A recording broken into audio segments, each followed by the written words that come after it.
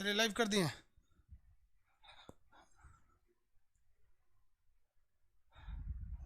सब लाइव आ गए लोग, चारों सर्वर रेडी है ना।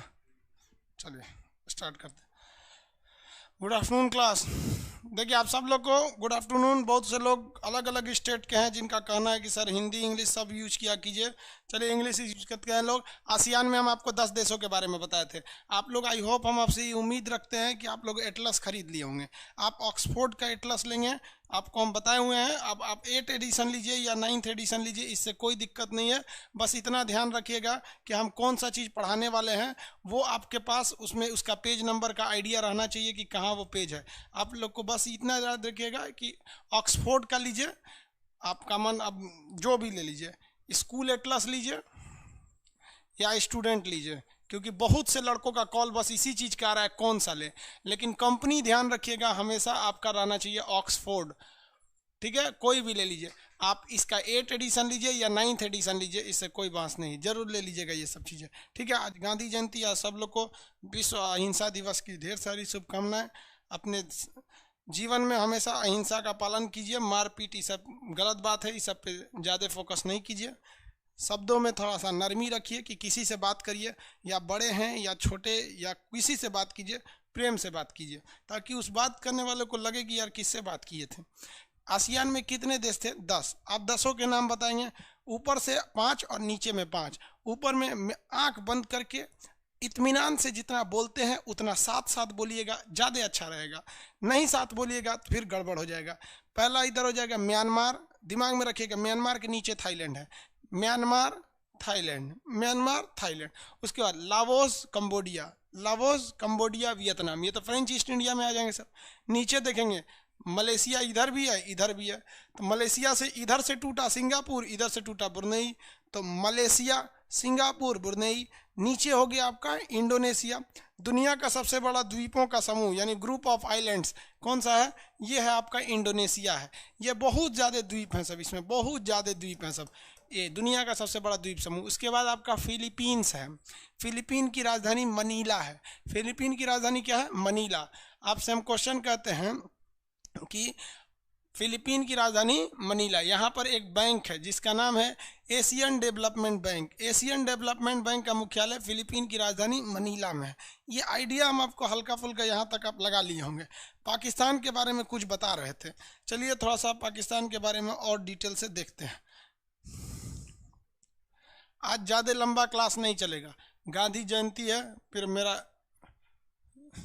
तबीयत भी थोड़ा सा गड़बड़ है, गला ना बच गया। तबीयत को कोई दिक्कत नहीं है, मेन दिक्कत गला को है। और गला के साथ ज़्यादा छेड़छाड़ करेंगे वो बढ़ जाएगा तो दिक्कत बहुत भयानक आ जाएगी। ये है भैया पाकिस्तान। सीपीईसी सड़क कहाँ पर है? पाकिस्तान में है। सीपीईसी सड़क पाकिस्तान में। ये पाकिस्तान। अब हम आपसे जो पूछते जाएंगे उतना बताइएगा। ये पीओके का एरिया है, एक्चुअली पाकिस्तान का, ये इंडिया का ही है, अभी इसके पास है फिलहाल। किसके पास है? फिलहाल है आपका पाकिस्तान के पास। तो ये एक्चुअली देखिए, ये इस नक्शा में पीओके को उसमें दिखा दिया है। रियल एक्चुअली क्या है कि ये नक्शा क्लियर है, इसलिए हम इसका यूज कर रहे हैं। आप इसको अदरवाइज में ये नहीं लेंगे कि हम पाकिस्तान को ये नक्शा का है। नक्शा आपको क्लियर देखे इसलिए मजबूरी में यूज कर रहे हैं। ये ऑक्सफोर्ड का पब्लिशन का जो है वो वाला नक्शा है, इसलिए इसमें उसको दिखा दिया है। आप अन्यथा नहीं लीजिएगा, वरना कई लोग इसको सीरियस लेने लगते हैं। देखिए ये बंदरगाह कौन सा है? ये वाला है कराची, और ये वाला कौन सा है? ग्वादर बंदरगाह, ग्वादर बंदरगाह। अब यहाँ पर पहाड़ी है, यहाँ पर किरथर की पहाड़ी है। ये पाकिस्तान में एक बहुत मकरान तटीय श्रेणी, यहाँ पर मकरान की पहाड़ियाँ हैं। यहाँ पर कौन पहाड़ी है? मकरान। और यहाँ पे सुलेमान और किरथर। पाकिस्तान में 2 पहाड़ी इधर मिलेंगे, ये सुलेमान किरथर मकरान, सुलेमान किरथर मकरान। ये पाकिस्तान की सबसे प्रमुख पहाड़ियाँ हैं। जिनके पास एटलस है, जो एटलस खरीद लिए हैं, उनके पास आप एशिया का नक्शा खोलिए, वहाँ पाकिस्तान जहाँ मिलेगा वहाँ इसको ढूंढिएगा। ठीक है, आप लोग पहले दिमाग में आइडिया लगा के रखिएगा कि हम कौन सा चीज़ पढ़ाने वाले हैं, क्योंकि आपके पास ऑलरेडी एटलस रहेगा। तो सुलेमान किरथर एवं मकरान की पहाड़ियाँ पाकिस्तान में। इसके ऊपर यहाँ पर एक नमक की पहाड़ी है। तो पाकिस्तान में 4 पहाड़ी अक्सर पूछता है। नमक, सुलेमान, किरथर, मकरान, ये पहाड़ियाँ हैं। आपको एक चीज़ याद होगा कि दुनिया में पहली बार जो खेती हुई थी वह से लगभग 7000 साल पहले हुई थी, और यह खेती जो थी वह सुलेमान एवं किरथर पहाड़ियों के बीच में की थी, और ये जौ की खेती थी। तो सुलेमान एवं किरथर पहाड़ियाँ कहाँ पर है? पाकिस्तान में है। और पहली बार जो खेती हुई थी वह सुलेमान और किरथर पहाड़ियों के बीच में ही वो खेती की गई थी। ये तो मकरान तटीय श्रेणी है। इसके ऊपर एक साल्ट रेंज है जिसका नाम है नमक की पहाड़ी। उस पहाड़ी से नमक बहुत ज़्यादा मात्रा में निकलता है। पाकिस्तान और अफगानिस्तान की जो सीमा है, इस सीमा के उत्तरी भाग में यहाँ से यहाँ तक पर्वत है। इस पर्वत का नाम है हिंदुकुश पर्वत। ये पर्वत का नाम क्या है? हिंदुकुश पर्वत। हिंदुकुश पर्वत जाके मिल जाता है किससे? हिमालय पर्वत से जाकर मिल जाता है। तो पाकिस्तान के लिए बाउंड्री का निर्माण कौन कर देता है? हिंदुकुश पर्वत। और पाकिस्तान के उस साइड आ जाता है अफगानिस्तान। पाकिस्तान में आप देखेंगे तो बहुत सारा एरिया पहाड़ी एरिया है। अब क्वेश्चन कहेगा कि पाकिस्तान का पूर्वी भाग यानी ईस्टर्न पार्ट जो पाकिस्तान इंडिया से लगा है, इधर पहाड़ ज़्यादा है, या फिर पाकिस्तान का वेस्टर्न पार्ट जो अफगानिस्तान और हिंदुकुश पर्वत से लगा है उधर पहाड़ ज़्यादा होगा? तो जेन्युइन है कि पहाड़ की मात्रा इस साइड में ज़्यादा है, क्योंकि अगर यहाँ देखेंगे आप पहाड़ को तो इस एरिया में आपका मकरान तटीय श्रेणी है, सुलेमान है, किरथर है, नमक की पहाड़ियाँ, वो ज़्यादातर पहाड़ इसी साइड में किया गया है, ये वाले में। और भारत के साइड वाला एरिया ज़्यादा हरा भरा है और इधर का एरिया उसके लिए सही है। इसमें 4 प्रमुख राज्य हैं सब, पाकिस्तान के 4 प्रमुख राज्य। सबसे बड़ा जो राज्य है वो आपका बलूचिस्तान है, जो कहता है कि हम पाकिस्तान में रहेंगे ही नहीं। बलोच सब अपने आप को कहते हैं कि हम पाकिस्तानी है ही नहीं है। वहाँ पाकिस्तानी सेना बहुत ज़्यादा जुल्म करती है बलोच में। बलोच के लोग भारत से कहते हैं कि आप हमारी मदद कीजिए। तो पाकिस्तान ये बात किसी से नहीं कहेगा कि हम बलोचों पर जुल्म करते हैं, लेकिन दुनिया में जाएगा ना तो पाकिस्तान क्या कहेगा कि भारत कश्मीर में जुल्म कर रहा है। भाई पहले एक बार खुद के गिरेबान में झांक लीजिए। अगर कश्मीर से हमारी सेना के ऊपर पत्थर न चले तो फिर कश्मीर के हमारी सेना पागल नहीं हुई है जो गोली मारेगी, क्योंकि हमारे इतने राज्य भी तो हैं, अन्य जगहों पे कहीं गोली मारा जाता है। लेकिन अगर कोई ये कहे कि नहीं हम कश्मीर को अलग कर देंगे, उसके बाद ये उम्मीद रखे कि हमारी सेना उनकी आरती उतारेगी, तो ज़रूर आपकी आरती उतारेगी, लेकिन वो आरती थाली के दिए से नहीं उतारी जाएगी बल्कि AK-47 के बुलेट से उतारी जाएगी। क्योंकि हमारे लिए देश, मजहब, इंसानियत सब बाद में, पहले हमारी देश की एकता और अखंडता की बात है। लेकिन बलूचिस्तान वालों पे जितना जुल्म होता है उतना भारत ने कभी नहीं किया। हाँ, कश्मीर में आतंकवाद को समझाने के लिए कोई आराम से समझाने वाला बात आतंकवाद नहीं है। आराम से समझाएंगे तो शहीद होते आ रहे हैं आज भी लोग। इसके बाद ये वाला आता है सिंध का एरिया, बताए थे। ये सिंध उसका खेती के लिए बहुत अच्छा एरिया है। इसी सिंध में एक बंदरगाह है, बंदरगाह का नाम क्या है? कराची बंदरगाह। सिंध में इस बंदरगाह का नाम क्या है? कराची बंदरगाह। अब ये जो सिंध है इसका एक शहर है, इसी सिंध प्रांत में आपका मिलेगा आपका मोहनजोदड़ो, जो वहाँ पे पाकिस्तान में था, चनहुदड़ो, ये सब पाकिस्तान का एरिया था। मोहनजोदड़ो वगैरह सिंध का एरिया। सिंध के नीचे ये बलूचिस्तान मिलेगा। इसी सिंध प्रांत का रहने वाला एक जगह था नवाब शाह, जहाँ का रहने वाला था आसाराम बापू, वही जो बलात्कार कर दिया। तो आसाराम बापू बाद में आके यहाँ गुजरात में शिफ्ट हो गए, गुजरात और राजस्थान में चले आए, पाकिस्तान से आ गए। साले में लक्षण अभी भी वैसे ही है। भारत सरकार को भी कहना चाहिए पाकिस्तान से कि पाकिस्तान तुम दाऊद इब्राहिम को हमको दे दो, वरना हम तिहाड़ जेल से आसाराम बापू को छोड़ देंगे। छोड़ देगा, लेकिन नहीं छोड़ना चाहिए, वहाँ जाके ससुरा जनसंख्या बढ़ा देगा। ये बुढ़वा बहुत खतरनाक है। आगे देखिए कहाँ से आए आसाराम बापू, पाए हुए। तो ये एरिया हो गया आपका सिंध, और ये वाला हो गया बलूचिस्तान। अब इसके अलावे आप पाकिस्तान का ये वाला एरिया देखेंगे तो इसे हम लोग कहते हैं लोग पंजाब, पंजाब, और ये हो गया पाकिस्तान। तो पंजाब में ज़्यादातर पाकिस्तान का अच्छे लोग यहीं पंजाब में रहते हैं, नेता, मंत्री, अधिकारी, ये सारे लोग पंजाब वाले एरिया में रहते हैं। इसके ऊपर का ये एरिया जो दिख रहा है आपको, उसको हम लोग खैबर पख्तूनवा कहते हैं, खैबर पख्तूनवा। तो ये खैबर पख्तूनवा का जो एरिया है ये ज़्यादातर आतंकवाद पीड़ित रहता है। खैबर पख्तूनवा का एरिया आतंकवाद पीड़ित रहता है। अब अभी पाकिस्तान ने एक नया संशोधन करके जम्मू कश्मीर का जो POK का एरिया था, ये पाकिस्तान, देखिए ध्यान से, कश्मीर के लोगों को कहता था कि तुम अलग देश हो जाओ, हम तुम्हें अलग देश होने में मदद करेंगे, और खुद इसको अपना एक राज्य घोषित कर लिया। अभी भी वहाँ के लोगों को समझ में नहीं आ रहा है कि आपको अलग घोषित करने के लिए कहेगा और उसके बाद आपको क्या कह देगा कि भाई आप पाकिस्तान में मिल जाइए। हम कश्मीर के लोगों को ही कहते हैं आप अगर पाकिस्तान में मिलने जा रहे हैं ये सोचकर कि पाकिस्तान में मुसलमान ज़्यादा हैं, तो भैया हिंदुस्तान में भी 20-22 करोड़ हैं सब, यहीं रहिए ना। क्या आप आपको यहाँ के मुसलमान मुसलमान नहीं लगते हैं, वहीं वाला बम फड़ुआ आपको मुसलमान लगता है। ऐसा कहीं वो बम फोड़ देगा, ऐसा लुंगी में बम डाल देगा, ऐसा उधिया जाएंगे नीचे कहीं से गया। अच्छा भाल है, उन सब को छोड़िए ना। आपको अगर आपको देश से ज़्यादा आपको इस्लाम प्यारा है तो यहाँ पे क्या कम इस्लाम वाले हैं हिंदुस्तान में? सब एक यहाँ भी रहते हैं, यहीं रहिए आप लोग। तो ये पाकिस्तान वाला है, लेकिन उन लोगों को बरगला के समझा के आप माइंड वॉश कर देता है उन लोग का। तो ये एरिया है। इसके अलावे अगर आप देखेंगे तो पाकिस्तान का जो ऊपर वाला एरिया है ना, ये जो खैबर पख्तूनवा है, ये आतंकवाद से बहुत भयानक पीड़ित रहता है। आतंकवादी यहाँ हमला करके भाग जाते हैं सब अफगानिस्तान में, और अफगानिस्तान के आतंकवादी हमला करके भाग आते हैं सब पाकिस्तान के इस एरिया में। तो पाकिस्तान के पास ज़्यादा कुछ है नहीं, चौपट हो गया बेचारा आतंकवाद को लेकर। और वहाँ के प्रधानमंत्री को चौपट कर दिया सब, वहाँ के मौलाना सब पाकिस्तान के प्रधानमंत्री को ले गया सब वहाँ पे। और देखिए, दुआ मांगना चाहिए तो अच्छी बात है, दिल से दुआ मांगना चाहिए।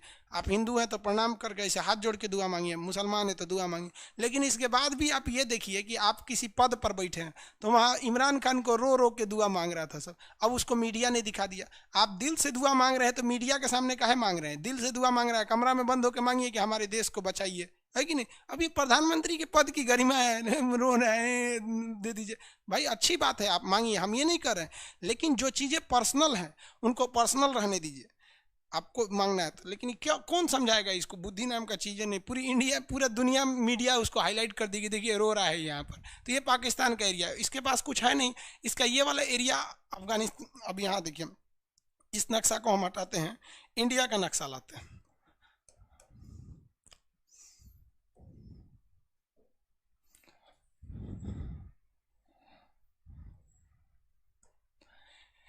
ये जम्मू कश्मीर है हमारा, यहाँ के एकदम सट के इसका इस्लामाबाद है। पाकिस्तान की राजधानी इस्लामाबाद एकदम सट के है। और यहाँ पंजाब जो हमारा है, उस पंजाब के पास पाकिस्तान का यहाँ लाहौर है। तो पाकिस्तान का 4-5 प्रमुख शहर याद नाम रखेंगे, वही आपसे पूछेगा। एक ये हो गया आपका लाहौर पूछ देगा, और ये हो गया आपका इस्लामाबाद। लाहौर और इस्लामाबाद, ये इस्लामाबाद इसकी राजधानी है और ये लाहौर है। और ऐसे ही नीचे के 2 शहर याद रखेंगे, ये बंदरगाह कराची हो जाएगा और इधर वाला बंदरगाह हो जाएगा आपका ग्वादर बंदरगाह। वहाँ पे कराची, ये हो गया लाहौर, ये हो गया आपका इस्लामाबाद। इस्लामाबाद के जस्ट ऊपर में आपको रावलपिंडी जिला है। अब आपके पास एटलस नहीं है तो हम आपको कैसे दिखाएंगे, इसलिए 2 दिन टाइम है आपके पास। सैटरडे संडे क्लास नहीं चलेगा। इस दौरान आप क्या करेंगे, एटलस हर हाल में खरीदेंगे, ताकि हम जहाँ बताएंगे वहाँ आप हाईलाइटर चलाएंगे।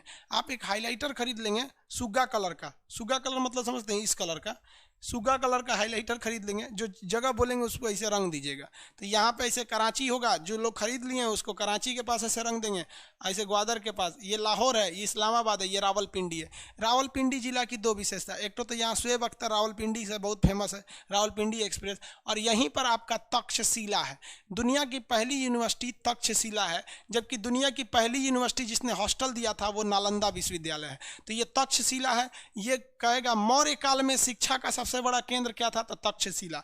लेकिन गुप्त काल में शिक्षा का सबसे बड़ा केंद्र क्या कौन सा था आपका, ये नालंदा विश्वविद्यालय। और पाल वंश के काम में विक्रमशिला था। तो ये यहाँ पर तक्षशिला है। और इसी के पास है एबटाबाद, एक जगह है।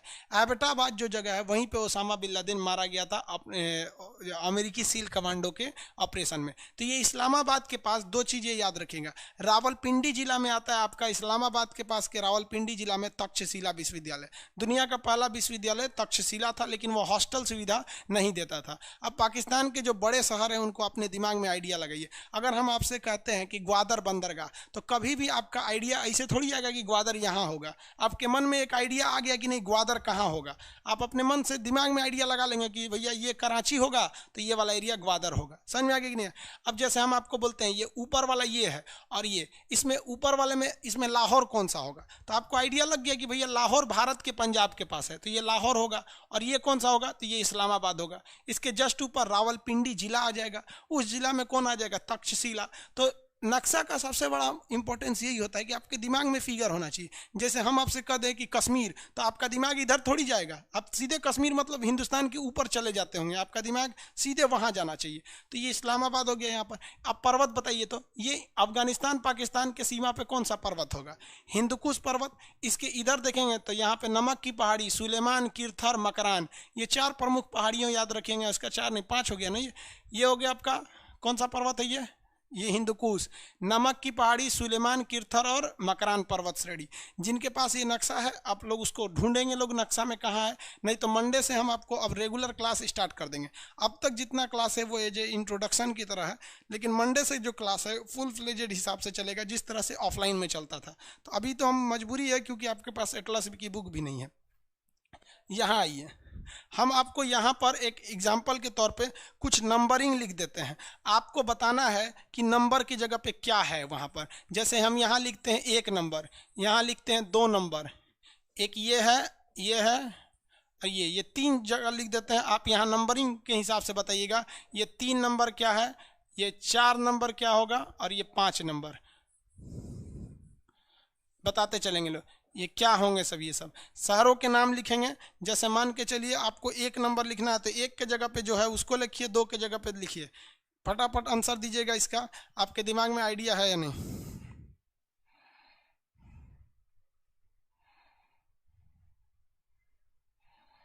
आंसर दीजिए। 1 नंबर ग्वादर सही है, 2 नंबर कराची, के भी लिख देंगे तो सही है, समझ जाएंगे हम। आप एक एक अक्षर भी लिख देंगे हम समझ जाएंगे कि आप सही करना चाह रहे हैं। 3 बताइए, 3 नहीं दिख रहा है क्या आप लोग को? हल्का तो दिख ही रहा है और नहीं कुछ खास नहीं दिख रहा है 3 नंबर।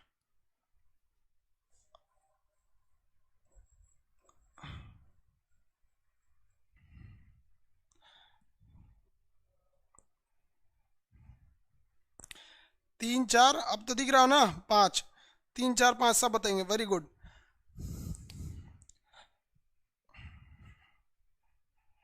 आगे बढ़े, कोई दिक्कत नहीं, बना लिए आप लोग।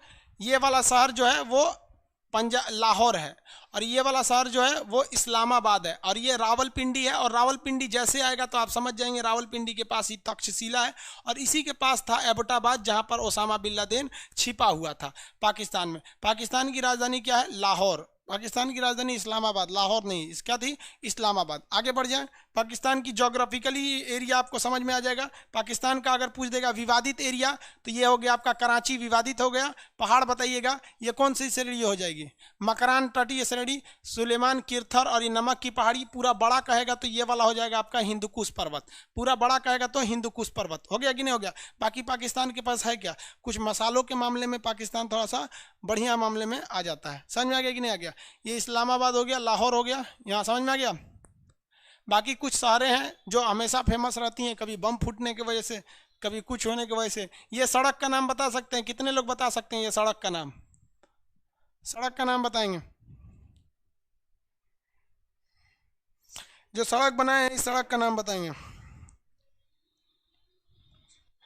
रावलपिंडी इस्लामाबाद के नीचे है। देखिए इनका क्वेश्चन है सर रावलपिंडी के नीचे है।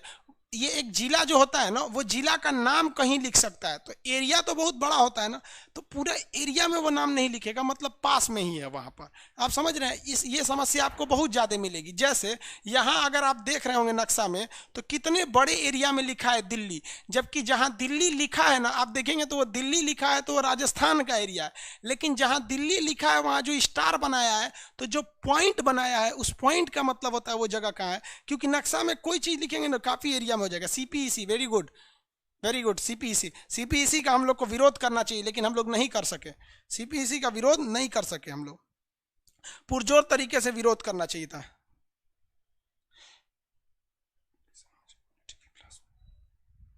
ये कौन कर रहा है? प्लीज सर मुझे पॉलिटी की क्लास में अलाउ करें। इसको क्या दिक्कत है? पॉलिटी की क्लास में क्या लिए इसको अलाउ करना है? देखिए तो इसको निकाला गया है क्या पॉलिटी की क्लास से कि एडमिशन नहीं हो पा रहा है इसका?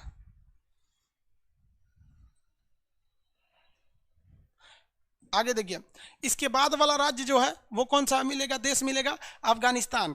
इस नक्शे में आपको पहले अभी हम आपको बता रहे हैं, जितना नक्शा बता रहे हैं ना ये केवल आपको वही है जैसे आप नर्सरी में ABCD पढ़े थे, जिसका कोई यूज नहीं है। लेकिन अगर पता नहीं रहेगा तो आगे फेल हो जाएंगे। तो आप ये मत समझिएगा नक्शा इतना ही है। अभी समझिए जितना आपके लिए ABCD था ये उतनी ही वैल्यू है। बस हम आपको ये दिखाना चाह रहे हैं कि नक्शा जब जैसे हम आपसे कहेंगे श्रीलंका, तो कभी भी आपका दुनिया में दिमाग इधर जाएगा श्रीलंका के लिए, तुरंत आपको श्रीलंका बोलेंगे तो हिंदुस्तान के नीचे दिमाग में आएगा। कहेंगे मालदीव तो तुरंत इधर आना चाहिए। हम कहेंगे म्यांमार तो क्या इधर खोजेंगे म्यांमार? तुरंत म्यांमार के दिमाग में इधर आना चाहिए। तो मालदीव बता दें, ये हो गया मालदीव, ये हो गया श्रीलंका, मालदीव श्रीलंका हो गया, ये पाकिस्तान। अब थोड़ा सा अफगानिस्तान को देखते हैं। अफगानिस्तान हमारा भारत का अफगानिस्तान से बहुत अच्छा संबंध है। क्यों, दो चार रीजन समझा देते हैं। ये अफगानिस्तान दुनिया का एक ऐसा मतलब एक लैंडलॉक कंट्री है। अफगानिस्तान कैसा है, लैंडलॉक कंट्री है। लैंडलॉक को हिंदी में कहा जाता है भूबद्ध देश। क्या कहा जाता है, भूबद्ध। अब अगर भारत का ओरिजिनली नक्शा देखेंगे तो अफगानिस्तान की सीमा भारत से लगती है, 158 किलोमीटर लंबी ये सीमा लगती है, लेकिन पाकिस्तान ने इसको कब्जा कर रखा है, इसलिए अभी डायरेक्ट हमारी सीमा अफगानिस्तान से नहीं लगती है। अब जियो पॉलिटिक्स को समझिएगा, जो लोग पॉलिटी फाउंडेशन बैच के स्टूडेंट हैं वो लोग को भी ध्यान से समझिएगा कि आपका इंटरनेशनल रिलेशन समझने में ये मदद करेगा। इंटरनेशनल रिलेशन में मदद कर। रविंदर कुमार, आप पॉलिटी का क्लास नहीं देख पा रहे हैं तो आप अपने एप्लीकेशन में कोई गड़बड़ी होगा या परचेज नहीं कर पाएंगे।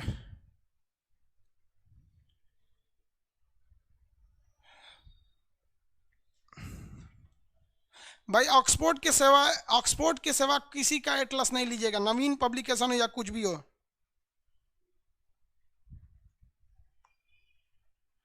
दरोगा बैच का नामांकन नहीं हो रहा, एडमिशन क्लोज हो गया, सर्वर भर गया है। आप ये जो फ्रंट एंड का सर्वर मैक्सिमम कैपेसिटी पे जा रहा है, फ्रंट एंड वाले को 7000 से ज़्यादा नहीं देने दीजिएगा, बाकी को AWS पे या फिर बैकएंड पे भेजिएगा, वरना ये भी चला जाएगा। जिसका भर गया वो नहीं हो पाएगा। अब यहाँ कंटिन्यू समझिए, ये अफगानिस्तान जो है ये हमारी सीमा लगती थी लेकिन अभी नहीं लगती है, फ्यूचर में फिर लगने लगेगी जब हम POK को लेकर वापस आ जाएंगे तब। अब अफगानिस्तान में एक बात समझिए, चाणक्य जो थे उन्होंने कहा था कि हमारा जो दुश्मन होता है ना, हमारा दुश्मन, और अगर इसका भी कोई दुश्मन है तो यानी हमारे दुश्मन का दुश्मन ऑटोमेटिक हमारा दोस्त हो जाता है। मतलब समझे, हमारे दुश्मन का दुश्मन क्या हो जाएगा, हमारा दोस्त हो जाएगा। क्यों, क्योंकि हम दोनों मिलके इसको कूच देंगे लोग, यही अच्छा है। याद रखिएगा, हमारे दुश्मन का दुश्मन हमारा दोस्त, ये चाणक्य नीति कहता है। इसीलिए मनमोहन सिंह हो चाहे मोदी जी हो, दोनों लोग मिलकर अफगानिस्तान को अपने फेवर में लेना चाहते हैं, क्योंकि अगर अफगानिस्तान से आतंकवाद कमजोर हो जाएगा तो अफगानिस्तान के लिए अच्छा होगा। इसलिए भारत अफगानिस्तान में बिजली बनाने के लिए अपनी खर्चा से वहाँ एक बांध बना रहा है, जो UPSC में क्वेश्चन पूछा था, सलमा बांध। कौन सा बांध बना रहा है, सलमा बांध बना रहा है अफगानिस्तान में अपने खर्चा से। अफगानिस्तान में भारत अपने पैसा से, अपने खर्च से भारत अफगानिस्तान में वहाँ का संसद भवन का निर्माण कर रहा है। वहाँ का क्या बना रहा है, संसद भवन का निर्माण बना रहा है। तो सलमा बांध और संसद भवन बना रहा है। भारत अपने पैसा से अफगानिस्तान को हेलीकॉप्टर और हवाई लड़ाकू जहाज दे रहा है ताकि वहाँ के आतंकवादियों का सफाया करो, क्योंकि वो आतंकवादी सीधे आके भारत में हमला कर देंगे, तो हम लोग उसको मदद कर रहे हैं। अफगानिस्तान पूरी तरह से पहाड़ी एरिया है, यहाँ पूरा पहाड़ होता है और अफीम बहुत ज़्यादा मात्रा में होता है। अफीम की यहाँ बहुत ज़्यादा मात्रा होती है। तो यहाँ भारत कैसे कनेक्टिविटी पहुँचाएगा, हवाई जहाज़ से तो ले जा सकते हैं, लेकिन हवाई जहाज़ का किराया इतना महंगा होता है कि सामान ढोइएगा हवाई जहाज़ से तो बिक जाइएगा आप, ज़्यादा सामान नहीं ले जा सकते हैं। इसलिए भारत ने दिमाग लगाया, यहाँ से चाबहार बंदरगाह बनाया और यहाँ जेदान तक एक ट्रेन बिछाने का प्रोजेक्ट था। आप बताए होंगे आपको कि इसमें बहुत सारा लेट होने लगा। अमेरिका कहा कि तुम भारत से ईरान से रिलेशन अच्छा रखोगे तो हमसे गड़बड़ हो जाएगा, तो भारत थोड़ा सा दबाव में आ गया और ज़्यादा इन्वेस्ट नहीं कर पाया। तो ये चाबहार बंदरगाह हम लोग डेवलप कर रहे हैं और यहाँ से जेदान तक यहाँ से हम लोग रेल लाइन ले जाएंगे। उसके बाद ये रेल लाइन जो है जेदान के बाद ये घुस जाएगी अफगानिस्तान में और ये रेल लाइन अफगानिस्तान में घुस जाएगी। आप अगर ध्यान से देखेंगे तो अगर ये रेल लाइन बन के कामयाब हो गई तो इसके मदद से हम लोग क्या कर सकते हैं, ऊपर में एक देश है जिसका नाम है ताजिकिस्तान। उस ताजिकिस्तान में हम लोगों ने अपना सेना का अड्डा ले रखा है दुशांबे में, जब वो देश पढ़ाएंगे तब बताएंगे। तो यहाँ से हम कनेक्टिविटी यहाँ ले जा सकते हैं। तो आपको कुछ दिखाई दे रहा है, आप अगर समझदार हैं, कोई जियो पॉलिटिक्स में आपकी रुचि है तो आप अपने अंदर से आइडिया लगाइए कि ये जो CPEC सड़क जा रही है, क्या हम लोग इसका जवाब नहीं ढूंढ रहे हैं CPEC का? ये CPEC का एक मुंह पर तमाचा है कि देख बेटा तोरा CPEC हम बताएंगे, और CPEC से केवल और केवल फायदा चाइना को होगा, पाकिस्तान पूरी तरह से डूब जाएगा। समझ में आ गया कि नहीं आ गया? लेकिन यहाँ ईरान जो है, ईरान की मदद चाइना ज़्यादा कर देता है। इसलिए ईरान को अगर भारत और चाइना दोनों में से किसी एक को चुनना रहेगा तो नो डाउट वो चाइना को चुन लेगा, क्योंकि चाइना के पास पैसा है। चाइना की जो नीतियां हैं वो एकदम फिक्स है कि हम ऐसी ही नीतियों को मानते हैं, लेकिन भारत के पास पार्टियां बदलती हैं तो नीतियां भी बदलने लगती है। इसलिए भारत पे ईरान उतना ज़्यादा बिलीव नहीं करता है, क्योंकि भारत के पास पैसा भी नहीं है और अमेरिका के प्रभाव में भारत आ जाता है। तो ये हम लोग जो ईरान के रास्ते अफगानिस्तान में घुसने का प्रयास कर रहे हैं ये बहुत बेहतरीन है, लेकिन इसका मेन टारगेट है हमारा जो दुशांबे में एयरपोर्ट है जो एयरफोर्स का, इससे हम डबल गेम खेल सकते हैं। जो ये CPEC है, चाइना इसीलिए बना रहा है ये CPEC कि युद्ध के समय में चाइना के सामानों को कोई नुकसान ना कर सके, क्योंकि अगर युद्ध होता है तो चाइना इस डायरेक्शन से आएगा अपना जहाज वगैरह लेके, तो भारत हिंद महासागर में उसको ब्लॉकेज लगा के धो देगा। लेकिन ऐसा नहीं है भाई, हमारे हिंदुस्तान वाले जो सैनिक हैं वो चूड़ी पहन के नहीं बैठे हैं यहाँ। आप अगर यहाँ से CPEC से सड़क लेके जाइएगा तो हमारा यहाँ सियाचिन ग्लेशियर, दुनिया का सबसे ऊंचा युद्ध का मैदान, यहीं से ठोक देंगे। और यहाँ हम लोग रेडी कर रहे हैं, बस कमी ये है कि हम लोग बहुत धीमी गति से रेडी कर रहे हैं। और जो नेता विपक्ष में बैठे हैं या जो सरकार में बैठे हैं वो इतने पढ़े लिखे नहीं हैं कि ये सब काम में लेट नहीं होना चाहिए, इसे तुरंत बनाना चाहिए, इसको जल्दी से जल्दी डेवलप कर लेना चाहिए। तो जो समस्या चाइना को यहाँ से भागने पर हो रही थी कि हम घेरा जाएंगे, वही समस्या हम यहाँ घेर देंगे, उधर से मार देंगे, इधर से मार देंगे, तो तुम जो वहाँ से भाग रहे थे यहाँ भी तो घेरा जाओगे, आराम से घेरा जाओगे। लेकिन अगर इसमें लेट करेंगे तो हो सकता है चाइना इसको पैसा खिला दे या अफगानिस्तान या ईरान को पैसा खिला दे। इसलिए भारत सरकार को विदेश के मामले में तेजी रखनी चाहिए। आप अमेरिका में चुनाव देखिएगा तो वहाँ दोनों बड़े उम्मीदवार बाइडेन है और ये ट्रम्प है, दोनों एक दूसरे में डिस्कस करते हैं और डिबेट करते हैं कि हम ये करेंगे वो करेंगे। हमारे यहाँ ऐसा कोई डिबेट नहीं होता। हमारे यहाँ डिबेट में जानते हैं क्या, रिया चक्रवर्ती, नहीं तो एक अनपढ़ किसी मौलाना को उठा लाएंगे जिनको कभी स्कूल कॉलेज में नहीं देखा, और एक तो कोई सड़क छाप नेता उठा देंगे, दोनों को लड़वा देंगे। न वो पढ़ा है न ये पढ़ा है, दोनों लड़ जाएंगे, इन्हें कोई मतलब नहीं बनता है। तो ये हमारे यहाँ होता है। ऐसा भी होना चाहिए कि हमारे देश में डिबेट होना चाहिए। एक बार आप बैठा के राहुल गांधी और मोदी जी से डिबेट कराइए, भाई बढ़िया है, आप करके देखिए यहाँ पर। और जितने भी बड़े, ऐसा नहीं है कि दुनिया में एक हिंदुस्तान में जब भी पॉलिटिक्स की बात आती है तो एक राहुल गांधी और ये मतलब मोदी जी ही हैं, ऐसा नहीं है, सब में डिस्कस कराना चाहिए ताकि आगे हम ये नहीं करें कि आप किसी को प्रधानमंत्री बनाइए, कोई भी आइडिया ले सकता है, तो इसको काम करना चाहिए, इससे हमको ही ज़्यादा प्रॉफिट होगा। और चाइना आज भी इसी से डरा हुआ है, इसीलिए चाइना जो है वो ईरान को अपने फेवर में लेना चाहता है, लेकिन भारत ईरान से पेट्रोल खरीदते रहता है। तो भारत को भी चाहिए कि ईरान को अपने फेवर में रखे, अफगानिस्तान को भी क्या करे, अपने फेवर में रखे रहे। अब अफगानिस्तान के आपको नेचुरल चीज़ें समझ में आ गई होंगी। अफगानिस्तान में खेती के लिए कुछ भी नहीं है। भारत इस रास्ते बम्बई से जहाज से यहाँ पर गेहूं भेजा और उसके बाद से ये सड़क के रास्ते यहाँ पर 11,000 टन गेहूं भेजा था। तो भारत अफगानिस्तान के लोग भारत से बहुत अच्छे रिलेशन में। हम लोग जब इलाहाबाद में पढ़ते थे तो हम लोग के एक दो दोस्त भी थे सब जो उस समय अफगानिस्तान के रहने वाले थे सब, तो वहाँ से भी हम लोग के साथ पढ़े थे सब। अफगानिस्तान के बहुत से लड़के इंडिया में पढ़ते हैं, ऐसा नहीं आप दिल्ली वगैरह के अगर आप क्लास के होंगे, आप ये दिल्ली से अगर वीडियो देख रहे होंगे तो आपके पास में मिले होंगे लड़के। नेपाल के तो बहुत से लोग इंडिया में पढ़ते हैं, खास करके यूपी, बिहार और दिल्ली में। तो अफगानिस्तान जो है पहाड़ी एरिया है, यहाँ केवल और केवल खेती होती है, किस चीज़ की, तो अफीम की। तो अफीम यहाँ बहुत ज़्यादा होता है। अफीम जो होता है वो एक नशे वाली चीज़ होती है जिसको हम लोग क्या बोलते हैं, अफीम को इंग्लिश में बोलते हैं ओपियम। अफीम को क्या कहते हैं, ओपियम। ओपियम जो होता है एक नशीली पदार्थ होती है जो अफगानिस्तान में बहुत ज़्यादा होता है। अब आप बताइए, कोई भी चीज़ अगर होगा तो उसका असर अगल बगल के एरिया में पड़ेगा। जैसे अगर यूपी बिहार में गेहूं होता है तो ऐसा थोड़ी है कि मध्य प्रदेश में नहीं होगा, अगल बगल में भी होता है। तो कुछ अफीम पाकिस्तान में भी होता है, कुछ अफीम ईरान में भी होता है। तो ये 3 देश जो है ना, ये अफीम के उत्पादन के लिए, ओपियम के लिए बहुत फेमस है। और अफीम की 2 चीज़ें होती हैं। अफीम का यूज सेना भी करती है, क्योंकि जब सेना को गोली लग जाती है ना तो अफीम से ही बनाया गया मार्फिन जो दवा होती है वो खा लिया जाता है, तो आपको गोली का दर्द नहीं होगा। तो सेना को भी ज़रूरत है, डॉक्टर को भी ज़रूरत होती है, जब बेहोश करेगा या दर्द होगा, गोली वगैरह निकालता है, तो वहाँ पे भी अफीम की ज़रूरत है, दवा बनाने में भी। और जो नशेड़ी होते हैं लोग, आजकल तो फिल्म इंडस्ट्री जो अफीम पे घुस गया, अफीम पी के टुल रही है यहाँ पर, तो उनकी ज़रूरत है। तो अफीम भले ही इलीगल चीज़ें हैं, लेकिन इलीगल चीज़ों का इंटरनेशनल मार्केट में वैल्यू ज़्यादा होता है। तो इसलिए पाकिस्तान को अफगानिस्तान को और ईरान को। ये तीनों जो तीन देश लगातार ये तीन देश देख रहे हैं, इन तीन देशों को हम लोग गोल्डन ट्रायंगल कहते हैं। क्या कहते हैं? गोल्डन ट्रायंगल, स्वर्णिम त्रिभुज के नाम से जानते हैं, गोल्डन ट्रायंगल। ये तीन ऐसे देश हैं जिनके पास दुनिया का सबसे ज़्यादा अफीम है। ये अफीम की मात्रा में ज़्यादा रखते हैं, इसलिए अफगानिस्तान में अफीम का उत्पादन ज़्यादा हो जाता है। इन तीनों गोल्डन ट्रायंगल में सबसे ज़्यादा अगर ओपीएम यानी अफीम कोई बनाता है तो अफगानिस्तान बनाता है। अब यहाँ ध्यान से देखिएगा, अफगानिस्तान के ऊपर के जितने देश हैं, कजाकिस्तान, किर्गिस्तान, ताजिकिस्तान, तुर्कमेनिस्तान, ये जितने देश हैं ये पहले रूस का हिस्सा थे, सब सोवियत संघ का हिस्सा थे सब। ये रूस की बाउंड्री यहाँ तक थी।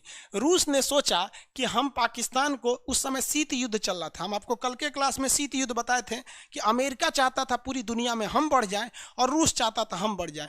इसी बीच अमेरिका ने पाकिस्तान, पीओके का जो एरिया है जो हम लोगों से वो छीना है, उस एरिया में अमेरिका ने अपना सेना का एक अड्डा ले लिया जो गिलगिट नाम था। ये जब हम कश्मीर पढ़ाएंगे तब बताएंगे गिलगिट। तो रूस ने कहा कि तुमने गिलगिट ले लिया है, तो रूस इस गिलगिट के जवाब को देने के लिए अफगानिस्तान पर हमला कर दिया। तो क्वेश्चन आएगा, अफगानिस्तान पर हमला सबसे पहले किसने किया?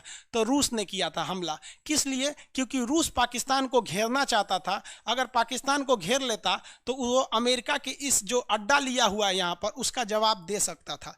लेकिन अमेरिका ने एक बहुत ही खतरनाक कांड कर दिया, क्योंकि शीत युद्ध था, कोल्ड वार में अमेरिका ने डायरेक्ट रूस पर हमला नहीं किया और ना ही रूस ने डायरेक्ट अमेरिका पर हमला किया। देखिए ना, रूस तो अफगानिस्तान पर हमला किया है, लेकिन क्यों किया है? अमेरिका को घेरने के लिए। इसलिए अमेरिका साउथ अफ्रीका से एक बहुत बड़े साइंटिस्ट को उठा के लाया, और वो साइंटिस्ट एक बहुत बड़े अमीर घर का था, लेकिन उसके भाषा में बहुत दम था, उसके नेतृत्व में इतनी क्षमता थी कि वो जो साइंटिस्ट था वो क्या किया, यहाँ अफगानिस्तान के युवाओं को देश प्रेम सिखा दिया कि हमारा देश है रूस, हम यहाँ से, हमारा देश है अफगानिस्तान, हम यहाँ से रूस को मार के भगाएंगे। लेकिन हथियार कहाँ से चाहिए? तो अमेरिका ने कहा हथियार का टेंशन मत लो, हम सारा हथियार तुमको देंगे। अमेरिका ने सारा हथियार दिया, और उसी एक साइंटिस्ट के नेतृत्व में उठा के दुनिया का सबसे बड़ा रूस को वो उसने अकेले लड़के भगा दिया। जबकि पैसा उस साइंटिस्ट को किसने दिया? अमेरिका ने। जबकि हथियार उस साइंटिस्ट को किसने दिया? अमेरिका।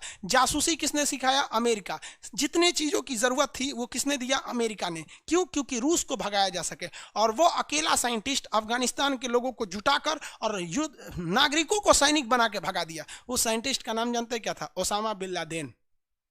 समझ में आ गया? जब तक ओसामा बिन लादेन अमेरिका के लिए काम कर रहा था वो देश प्रेमी था, और जैसे उसने अमेरिका को ठोक दिया आतंकवादी हो गया।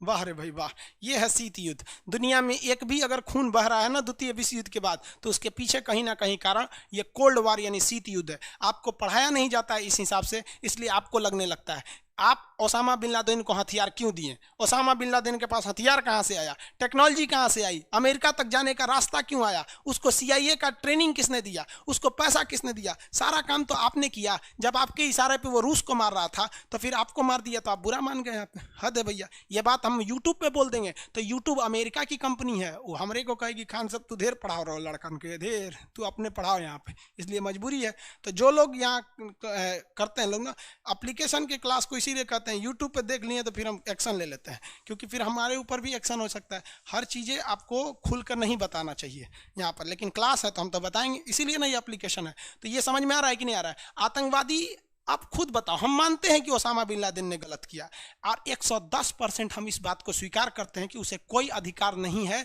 कि 9/11 26/11 के हमले में किसी मासूमों को जान ले। लेकिन हम ये अमेरिका से पूछना चाहते हैं कि ये अधिकार आपको किसने दिया कि आप किसी को लाइए, हथियार दीजिए, पैसा दीजिए, मारिए? वो सैनिक थोड़ी था यहाँ पे, आप अपने लिए उसको इस्तेमाल किए। जिस तरह भारत ने एलटीटी का इस्तेमाल किया, चाइना ने माओवादियों का इस्तेमाल किया, ओसामा बिन लादेन ने किसका इस्तेमाल किया? अमेरिका ने ओसामा बिन लादेन का। तो जो इस्तेमाल कर रहा है वो देश कहलाएगा, और जो पीस रहा है वो आगे जाके आतंकवादी कहलाएगा। भारत की ओर से लड़े थे एलटीटीई के लोग, चाइना की ओर से लड़े थे माओवादी लोग, और अमेरिका की ओर से लड़े थे ओसामा बिन लादेन। अब बताइए, ये सारे के सारे लोग लड़े थे किसी के कहने पर, लेकिन ये सारे के सारे लोग घोषित हो गए आतंकवादी। क्या इन्हें जन्म देने वाले को आप कुछ नहीं कहेंगे? कोई बात नहीं, आप समझदार हैं। हाँ, अफगानिस्तान समझ में आ रहा है? किसी को कोई दिक्कत नहीं। अफगानिस्तान से ओसामा बिन लादेन ने किसको भगा दिया? रूस को। लेकिन यही ओसामा बिन लादेन जो था वो अमेरिका से बदला लेना चाहता था, क्योंकि अमेरिका ने भी एक देश पर हमला किया था। यहाँ ये तो बैटरी खत्म हो गया।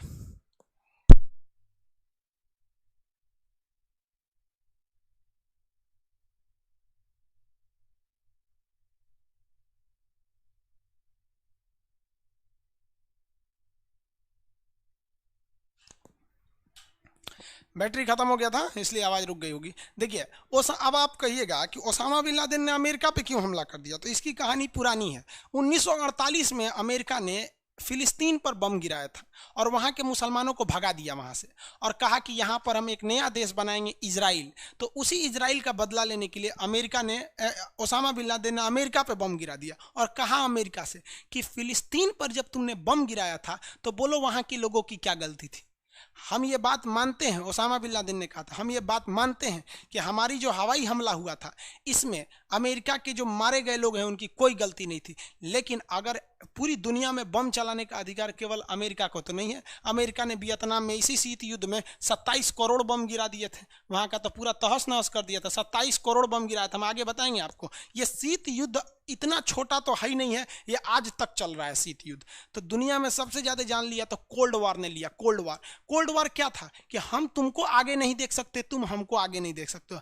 आज भी आप देखिएगा, आपकी जब पत्नी की आपका जब शादी हो जाएगा तो आपकी पत्नी में और आपकी ननद मतलब बहन में, ये वो दोनों तो ननद लगेंगी, से ननद भौजाई, तो ननद भौजाई में आज भी शीत युद्ध चलता है।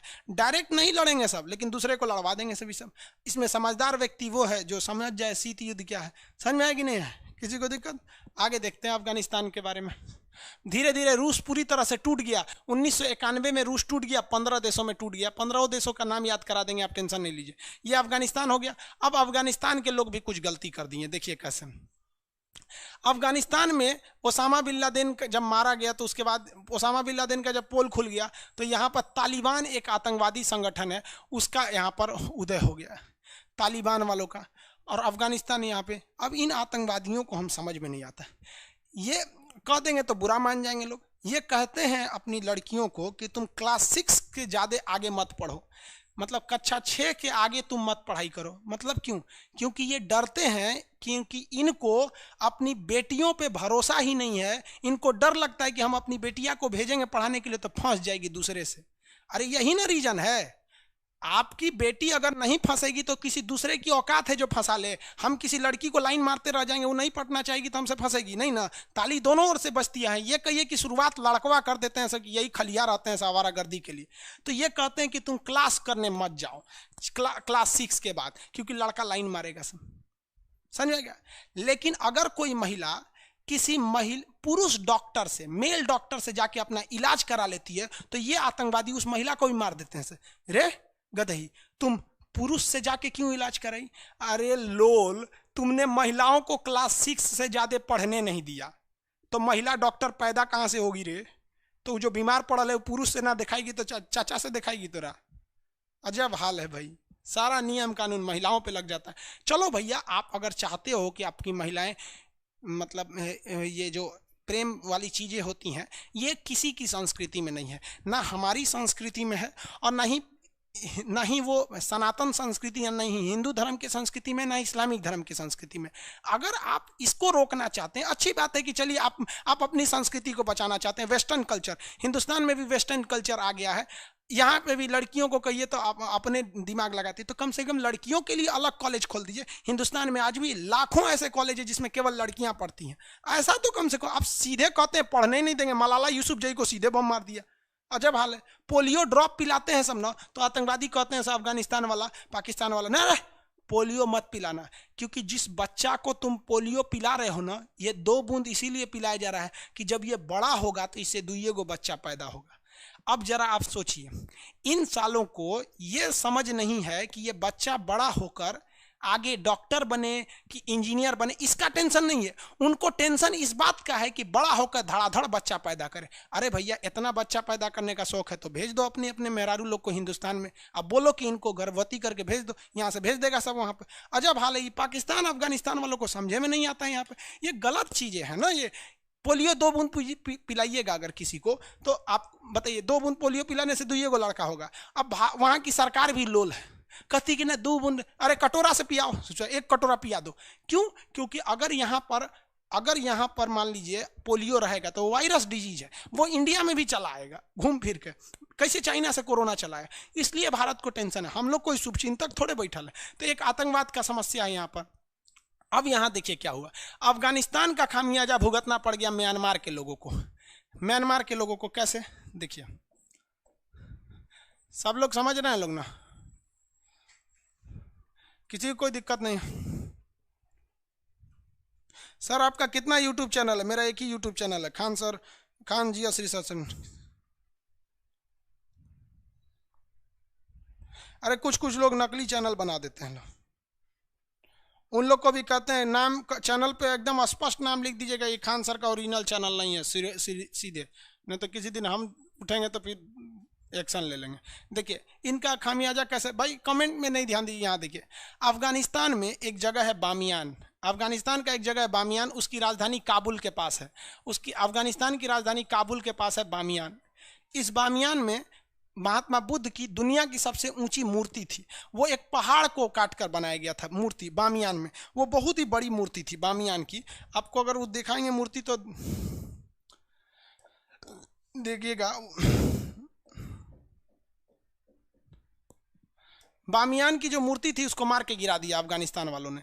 अब देखिए इतनी बड़ी मूर्ति थी जो, इसको बम से मार दिया।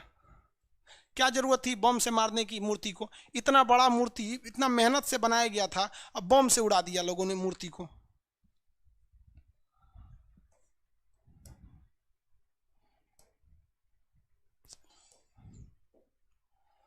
ये देखिए महात्मा बुद्ध की ये मूर्ति है। अब ये कितनी ऊंची होगी मूर्ति, अंदाजा लगाइए। यहां एक टूरिस्ट खड़ा हुआ है, यहां दिख रहा होगा आपको, ये खड़ा है ना, ये आदमी खड़ा है, इसके मूर्ति कितनी भयानक होगी। एक्चुअली में ये मूर्ति था ही नहीं, एक्चुअल में क्या था कि ये एक पहाड़ था, एक्चुअली में ये एक पहाड़ था। एक्चुअली समझते हैं, दरअसल सीबीएसई बोर्ड वाला ना बोलता है actually, oh my God, actually ये सब सीबीएसई बोर्ड वाला सबका मुहावरा है।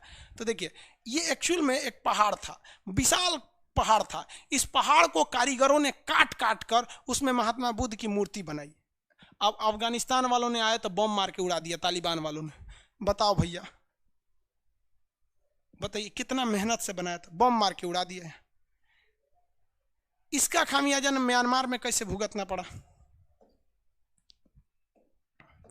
यहां तो मुस्लिम लोग अधिक थे, तो महात्मा बुद्ध को उड़ा दिए वहां से। अब यहां पर म्यांमार है, म्यांमार का ये वाला एरिया का नाम है रखाइन प्रांत में जो रहने वाले मुस्लिम हैं उनका नाम है रोहिंग्या। और यहाँ पे रहने वाले ज़्यादातर बौद्ध धर्म को मानते हैं, और बौद्ध धर्म का मानना है कि आप पशु पर अत्याचार मत कीजिए, पशु की बलि मत दीजिए। लेकिन हमारे यहाँ आप देखेंगे तो दुर्गा पूजा में दशमी कब बलि चढ़ाया जाता है, बकरे की 10वीं में कि 9वीं में बलि दिया जाता है ना वहाँ पर।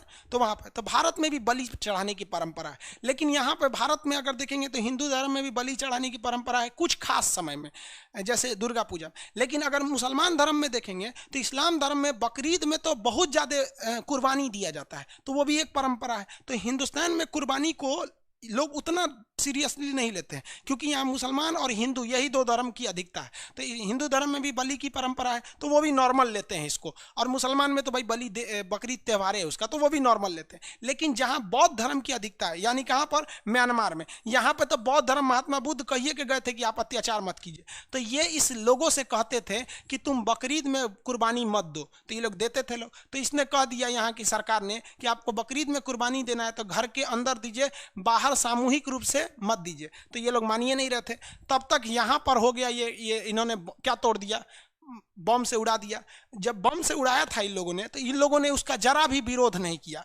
तो यहाँ के लोगों के दिमाग में एक भर गया कि ये लोग उसका विरोध नहीं कर रहे हैं, और यहाँ पे साथ में जहाँ इनकी अधिकता है तो वहाँ तो हमारा तोड़ दिए लोग महात्मा बुद्ध की मंदिर मूर्ति तोड़ दिए, और जहाँ इनकी अधिकता नहीं है वहाँ हमारा बात नहीं मान रहे हैं तो कचर के काट दिया सब इनको रातों रात, घर में घुस घुस रेप कर दिया, सब मर्डर कर दिया, सब दुनिया भर का कर दिया सब। तो इन लोग को भाग के आना पड़ा अफगानिस्तान, बांग्लादेश में रोहिंग्या को भाग के आना पड़ा, हिंदुस्तान में भी भाग के आए लोग। अब हम लोग तो उन्हें शरणार्थी कहते हैं कि भैया हम लौटा देंगे। तो रोहिंग्या समस्या भारत के लिए कोई मुख्य समस्या नहीं है, वो हमारे लिए लिस्टेड शरणार्थी हैं। ये पूरी दुनिया शरण देती है, क्योंकि कभी भारत को भी अगर बाई दी वे जरूरत पड़ गया, यहाँ पर प्राकृतिक आपदा आ गया, भूकंप आ गया या सुनामी कुछ भी आ जाता है, तो हमारे लोगों को भी कोई शरण देगा। इसलिए हम ये फ्यूचर को देखकर दूसरे लोगों को शरण देते हैं। लेकिन इसके लिए यहाँ म्यांमार के लोगों, अगर आप मानवता के हिसाब से देखिएगा तो ये भी गलत है और ये भी गलत है। मेजॉरिटियन की चीज को लेकर नहीं चलना चाहिए, वरना जहाँ आपकी अधिकता है वहाँ आप शेर बनेंगे, और जहाँ आपकी अधिकता नहीं है वहाँ आपको सुअर बना के मार देगा यहाँ पर। तो दोनों में अंतर है, ऐसा नहीं होना चाहिए दोनों में। तो यहाँ पे मुसलमान लोग अपना वर्चस्व दिखा रहे थे तो बौद्धों को खामियाजा भुगतना पड़ा। यहाँ बौद्ध धर्म वालों ने अपना वर्चस्व दिखा दिया तो मुसलमानों को खामियाजा भुगतना पड़ा। तो बामियान क्वेश्चन पूछेगा महात्मा बुद्ध की दुनिया की सबसे ऊंची मूर्ति कहाँ थी, बामियान में। लेकिन क्वेश्चन पूछेगा महात्मा बुद्ध की दुनिया की सबसे ऊंची मूर्ति वर्तमान में कहाँ है, तो स्प्रिंग बुद्धा है आपका चीन में। लेकिन कहेगा दुनिया में सबसे ऊंची महात्मा बुद्ध की मंदिर कहाँ है, तो इंडोनेशिया के बाली में।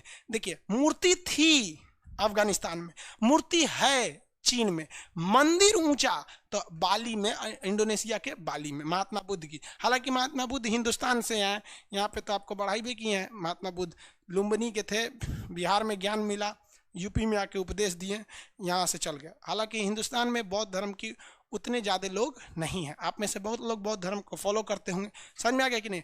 तो मेरा कहने का सेंस क्या है कि अगर आप कहीं पे गेहूं बोएंगे तो उसमें लड्डू नहीं फलने वाला है, गेहूं फलेगा।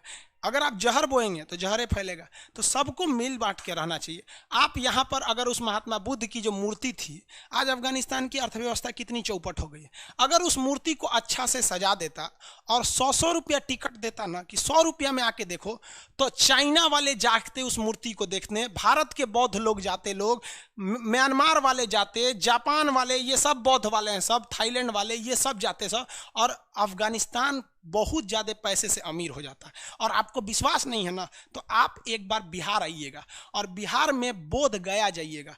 बोध गया में लोग जिंदा रहते हैं ना, तो उन्हीं टूरिस्टों के खाने के बदौलत बहुत फायदा होता है। आप गोरखपुर के कुशीनगर आइएगा, जब बौद्धों का मेला लगता है बहुत सारी इनकम होती है, तो आप इस तरह से भी कमा सकते थे।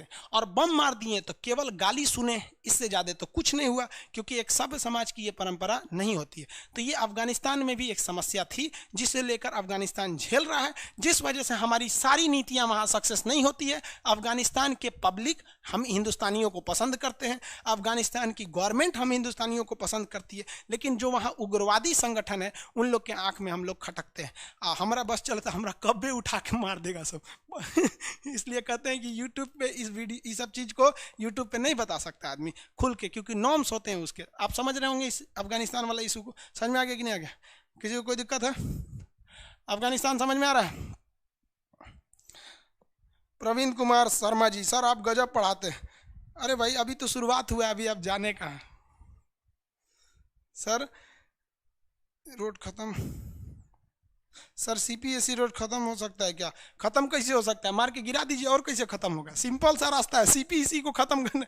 इनका भी कहना है सर सीपीएससी बन गया, चलिए कोई बात नहीं, अब खत्म कैसे होगा? तो खत्म भी हो सकता है। देखो भैया, ये हमारा कश्मीर है, ठीक है, ये पीओके ले गया है, हम अपना पीओके वापस ले आएंगे तो ये यहीं खत्म हो गया, ये यहाँ पे आके रह जाएगा, यहाँ आ जाएगा, खत्म हो जाएगा बाबू, कुछ दिक्कत नहीं है, आप टेंशन नहीं लीजिए। बकरे की अम्मा कब तक खैर मनाएंगे? एक ना एक दिन तो उसको कटना ही है, एक ना एक दिन हम लेके आएंगे उसको, पीओके को हम लोग लेकर आएंगे। समझ में आ गया कि नहीं आ गया? आप लोग आगे बढ़िए बाबू, हम लोग क्या कर सकते? आप आगे बढ़िए, पढ़िए लिखिए, बड़े बड़े अधिकारी बनिए, वहां जाके संभालिए। हम लोग तो अपनी जिंदगी का जी चुके, अब हमारे क्या कर सकते हैं? आपकी सेवा कर सकते। आप इस देश के नए सितारे हैं, उभरते हुए, आप बढ़िए।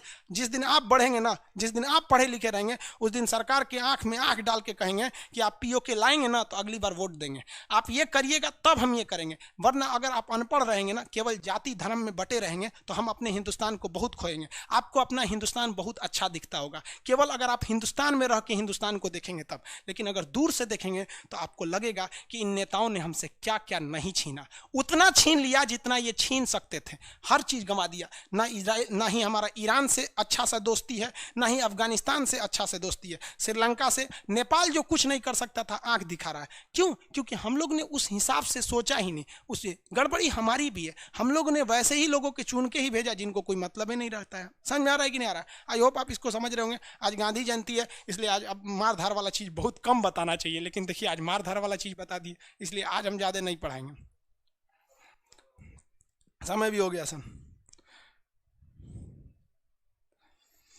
हिस्ट्री वगैरह सारी चीजों को पढ़ाएंगे, आप टेंशन नहीं लीजिए बाबू। 9th एडिशन में इतना डिटेल नहीं दिया है, डिटेल दे देगा वो तो सर का नाम लिख देगा, और क्या डिटेल थोड़ी देने वाला है। चलिए आप लोग इसको समझेंगे, लोग बुक्स वगैरह लेंगे, लोग एटलस वगैरह ऑक्सफोर्ड का ले लेंगे, जो आपको अच्छा लगेगा आप ले लीजिएगा, हमसे से कोई ज़बरदस्ती नहीं है। हम यहाँ बताएंगे, आप पाकिस्तान का उसमें नक्शा खोलें। सर आपका मेरा फर्स्ट क्लास था, कोई बात नहीं, आपका फर्स्ट क्लास है। आप इस प्रीवियस क्लास में देखिए, जब हम लाइव आएंगे तभी लाइव वाला सेक्शन खुलेगा, लाइव नहीं रहेंगे तो नीचे आपका प्रीवियस क्लास करके खुल जाएगा, आप उसको पढ़ लीजिएगा। मेरी तबीयत ठीक नहीं है, थोड़ा गला बच गया है, इस वजह से ज़्यादा नहीं चिल्लाएंगे। आप तेलंगाना से हैं सर, इंग्लिश यूज किया करिए ज़्यादातर। भाई हम इंग्लिश ज़्यादा यूज करेंगे ना तो एक्चुअली ज़्यादातर लड़के जो हैं सब वो हिंदी मीडियम के, फिर उनका बाउंस करने लगेगा। कौन कहता है म्यांमार से? बेवकूफ़, झूठ बोलता है तुम। इंडिया के बाहर मेरा ओटीपी ही नहीं जा सकता है, क्योंकि इंडिया के बाहर ओटीपी भेजने के लिए हम अलाउ ही नहीं किए। बोलता है म्यांमार से। अरे बकलोन।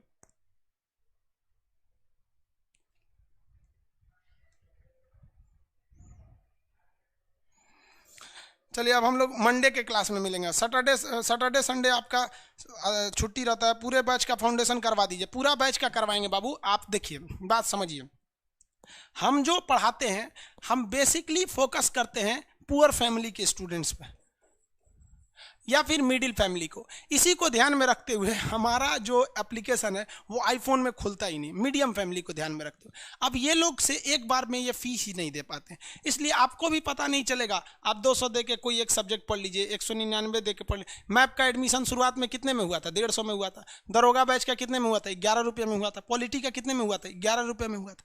कोई भी इंफॉर्मेशन हम आप ही को पहले देते हैं। आपको पता है जो मानचित्र का बैच है वो लगभग भर चुका है। नया सर्वर अभी लिए हैं जिसको हम 3 लाख तक लेके गए हैं। अब हम आज जाएंगे यूट्यूब पर बोलेंगे कि जिनको एटलस में एडमिशन लेना है एडमिशन ले लीजिए। सोचिए, हम एटलस यहाँ पे बता दें, अब वो आएंगे तो 4 क्लास पीछे का देख लेंगे। समझ में आ रहा है कि हमेशा हम आप लोग को पहले प्रायोरिटी देते हैं, लेकिन तबीयत ठीक नहीं, इस वजह से हम ज़्यादा क्लास नहीं ले पा रहे हैं। फ्रंट इन भर गया है। अब आप लोग भाई वेट करिए, अब ज़्यादा नहीं हो पाएगा, फ्रंट इन सर्वर पर लोड ज़्यादा हो गया। अब अगला क्लास हम लोग कब मिलेंगे? लोग मंडे के क्लास में मिलेंगे। आई होप आप समझ रहे होंगे। दिमाग में आइडिया लगाइएगा, जो पढ़ा रहे हैं अपने दोस्त यार मोहल्ले में बताइएगा, क्योंकि सबको सौभाग्य नहीं होता है पढ़ने का। जो अनपढ़ भी हो गए हैं ना, जो बूढ़े हो गए हैं 60 साल 70 साल, उनको भी बताइए, ताकि वो अपने बच्चों को जिनको गोदी में खिलाते हैं दादा वो भी उनको सिखा सके कि देखो अफगानिस्तान ये था ये था। क्योंकि हमारे अकेले पढ़ने से कुछ नहीं हो सकता। आप पढ़िए, आप जिनको सेवा करना चाहते हैं उनको करिए। कोई ज़रूरी नहीं है कि जिनको नौकरी लेना है बस वही पढ़े। समझ में आ रहा है कि नहीं? मैं नेक्स्ट क्लास में मिलेंगे। आप सब लोग को जय हिंद।